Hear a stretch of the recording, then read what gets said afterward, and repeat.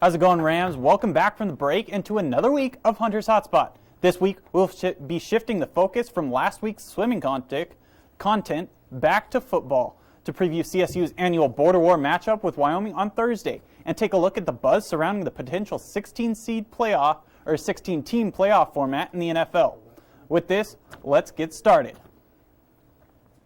After nearly a year-long wait, Border War week is finally here in Fort Collins, and the Rams are preparing for the Cowboys to come to town. Past this heated rivalry for the Bronze Boot, there is one burning question that Ram fans have entering the rivalry game on Thursday. Who is going to start at quarterback for CSU? In last week's contest against Fresno State, both Todd Centeio and Patrick O'Brien split snaps at signal caller, with Centeio starting and Patrick O'Brien coming off in relief once the game was well out of reach. Though the Rams were stumped by the Bulldogs, both quarterbacks had some bright sides to their play.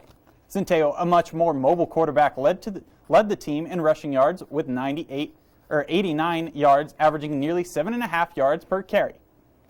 In the passing game, however, Centeio struggled, completing only 10 of his 23 attempts for 114 yards. On the other hand, O'Brien came into the game midway through the fourth quarter and completed 7 of 10 passing attempts for 82 yards and a touchdown. As a result of these struggles at quarterback, the Rams were dominated by Fresno State with a final score of 38-17. Wyoming, on the other hand, hosted Hawaii for their first home game of the season and had a much different result from the Rams. It was the ground game that really shined for the Cowboys, as they had 4 rushing touchdowns in what ended up being a 31-7 domination over the Rainbow Warriors. Both Wyoming's main options in the backfield, Xavion Valladay and Trey Smith, scored 2 touchdowns apiece. As for the passing attack, redshirt freshman Levi Williams managed the game, completing 9 of 18 passing attempts for 112 yards. To bring the Bronze Boot back home to Fort Collins after 4 straight losses, the Cowboys will need to focus on that high-powered running game for Wyoming and force the young Cowboy quarterback to carry the offense through the air if they are going to have a chance at winning this game. For Wyoming, the biggest obstacle that stands in their way will be prepared for both quarterbacks. O'Brien and Centeio have very different playing styles, so knowing which quarterback will start until game time may be the advantage that Coach Adazio and his staff have. Pushing past the college ranks into the pros, the NFL may have its biggest playoff field in nearly 40 years due to newly proposed 16-team playoff format. On Monday, the NFL Competition Committee put forth a contingency plan that they hope to remedy some of the scheduling chaos that COVID-19 has brought to the professional football world. The proposal states that if enough future contests are canceled, though the second half of the season, the playoffs would be expanded to 16 teams rather than the standard 12-team slate that the NFL is accustomed to.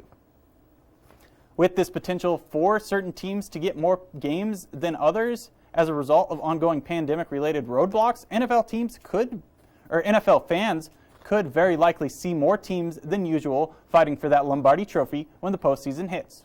Regardless of the new development, the league was already set to have a 14-team playoff due to the league's new collective bargaining agreement. This means that the top team in each conference will receive a bye, while the other 6 postseason teams would be playing on the wild card weekend. If the playoffs are expanded to 16 teams, then it is likely that the top 2 teams for each conference would likely have a bye week. We have an update from the election from Ren. Sorry to cut you off, Hunter, but we have an update on the Hickenlooper-Gardner debate. Now, it's looking like we're leaning really far blue in Colorado, but we are waiting on those eastern votes, which are going to lean a little more red. So as you can see up here, we've got 60% for John Hickenlooper, but only 38% polling for Gardner. Now, as we keep moving on, we are going to have more updates on that on Thursday, and I'm going to throw it back to Hunter so he can finish up all that interesting sports talk.